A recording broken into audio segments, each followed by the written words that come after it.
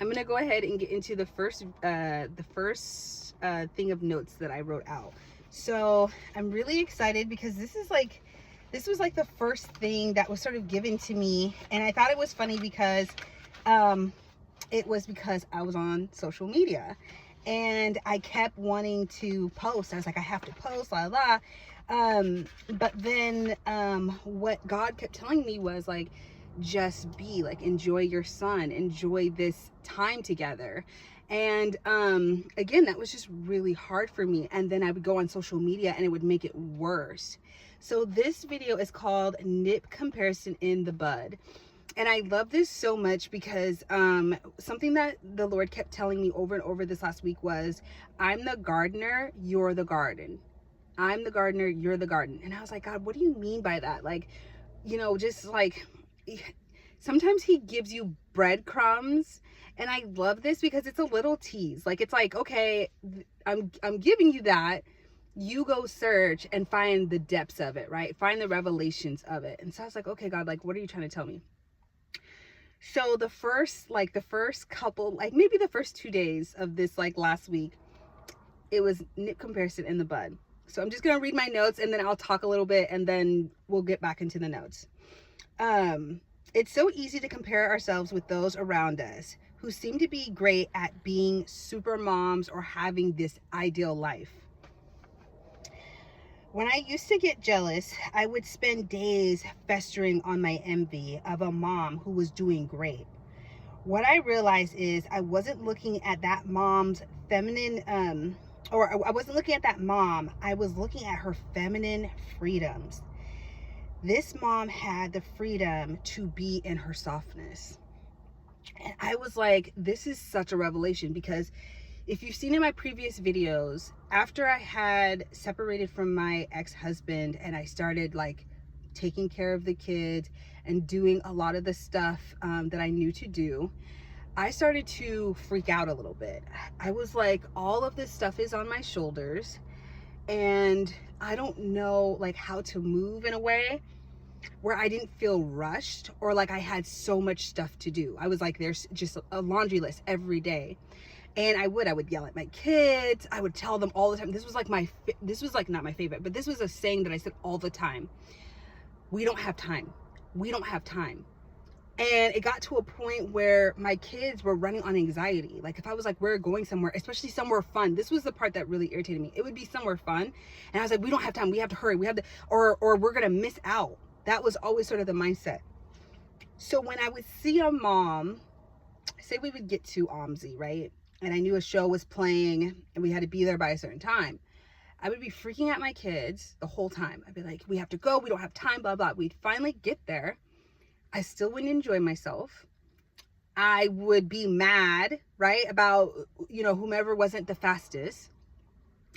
And then on top of that, right, just for a little probe, I would go into the theater or wherever we're going, OMSI, and all of a sudden I would see a mom with either the same amount of kids or less kids or whatever, and she's there with her hubby and they're living this beautiful, you know, life where maybe hubby is like helping and, you know, the kids are joyful and like all this stuff. And I would have this huge feeling of jealousy of just like, look at their beautiful family. They probably took no time getting dressed. Like, girl, you need to calm down. But all of these things, right? Like, this is what's happening in their dream life. And God would be like, that you don't know that, right? That's the first thing. The second thing is, you're not jealous of this woman. You're jealous of her feminine freedoms. And so this is what he gave me for this. And I really love this. So what is a feminine freedom? When you are able to live your soft life, your feminine life, your no worry life because your masculine man's got it, or your husband's got it, right? Or your baby's daddy, or whatever the scenario is, you have wisdom. You have time to spend with God. You have time to get revelation. You got time to, you know, be present with your kids and get wisdom through that, which children, oh my gosh, like, this goes back into last week, but this is for another video. Believe me, I have it all written down. but you have time to get revelation, right? You have time to speak with God. You have time to pray to God. You have time to build your belief, as I said in my previous video. You have a peaceful environment. Now, this for me is the biggest thing because, you know, if you follow me on other social media platforms, you know I have terrible eczema. And one of the biggest things for me is I cannot be in dirty environments and I can't be in stressful environments. It will cause my skin to flare up and I just can't do it. Like, it freaks me out. Literally, people will see my face completely change when I'm in dirty environments, which is funny because I'm a cleaner. And again, that's a video for another time to go deeper into that, because I feel like God has something for that, but that's for another time. With that being said, a peaceful environment brings wonders to a woman who may be in her masculine for, you know, a day, a few days, you know, a week or two. These things can cause her to not just be in her feminine flow, but just be like it doesn't matter if anything happens, the house is clean, right? And if you're a mom that knows, you know, when your house is clean, girl, you are that girl. You are the queen. It doesn't matter. Like, oh, what are we doing? We can do anything. The house is clean, right?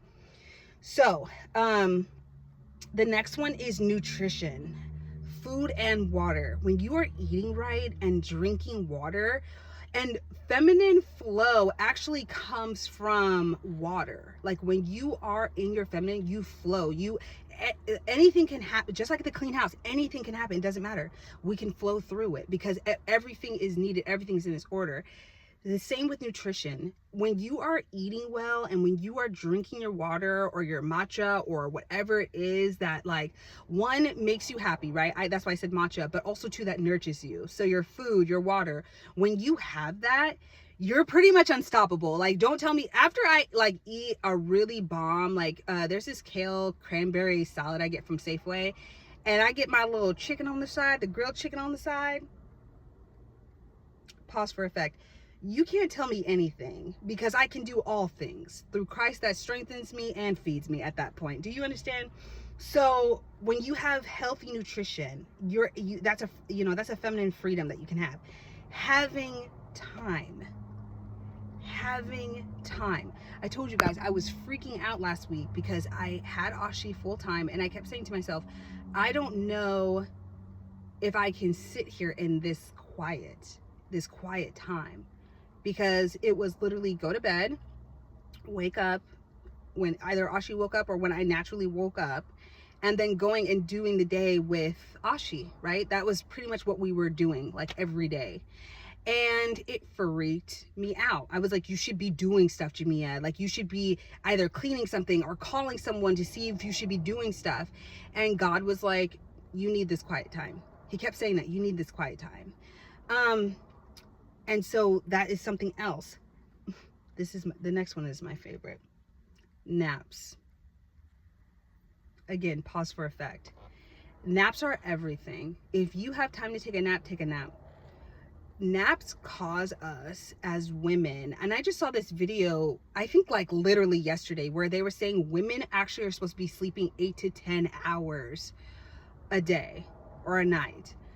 And I truly believe that, because other than bees and turtles, koalas are my spirit animals. And koalas sleep they sleep 10 hours out of the day. Or maybe it is 20, actually. Because I remember it was something wild. I think it was like 20 hours. And then they use 2 hours to eat and 2 hours to mate. Sign me up. Are you serious? Go ahead and sign me up for that. Naps.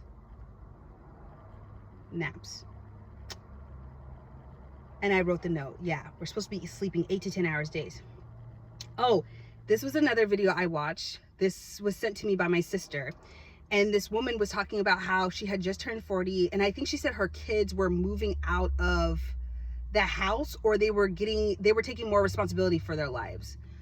You guys, I'm not gonna lie. I'm in my car right now and I am sweating so hard. It's such a beautiful day outside, so I don't care. But it's like, you guys, if I get like Korean skincare glossy, it's not the product. Okay, where are we at? And this is why I love God so much. He's like, girl, you're going to need them notes because you're going to drift. Keeping her pink. So, TikTok story.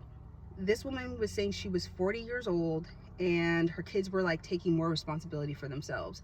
And she was saying how flamingos, when they have children, they start to lose their pink due to their children taking all their nutrition, right? And then once their kids are old enough, they get their pink back. And I feel like when we are in this amazing feminine freedom flow, ooh, that was hard to say, you will always have your pink. It doesn't have to come back. And that's not knocking what this woman is saying. I love that she's doing a segment on this because I think it's very important. And I truly believe that is the revelation of right now. But when you have a healthy masculine man in your life, you will never lose your pink because he is going to take care of his legacy. He's going to take care of, think of every woman in the Bible. Think of every woman in the Bible. All of them were treated like the queens that they were because one, we have that energy and they need it, right? There was one girl, she said that it's like toxic for them.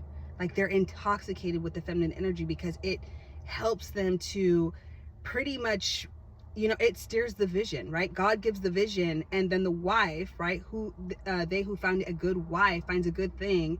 It's because they steer them. Hey, honey, you shouldn't do that. Hey, honey, my intuition is saying this, right? I love that. I think if you have a good masculine man who you have a good, strong relationship, friendship with, you can tell him that, and he not only will be like, got you, baby, but I'm also going to protect you during this transition, whatever that looks like. And so it keeps your pink going. Another reason why I love this was my favorite pastor, Pastor James Martin, God rest his soul. He had the most beautiful wife. He still does. She's still beautiful.